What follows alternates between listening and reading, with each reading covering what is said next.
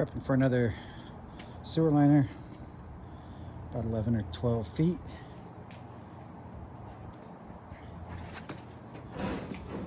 Going in this clean out here. We got new ABS pipe that they've replaced already.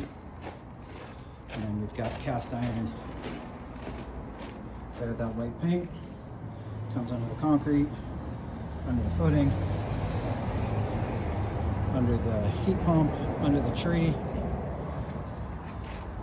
Got our ABS clean out there. So we're basically replacing from there through here to right there.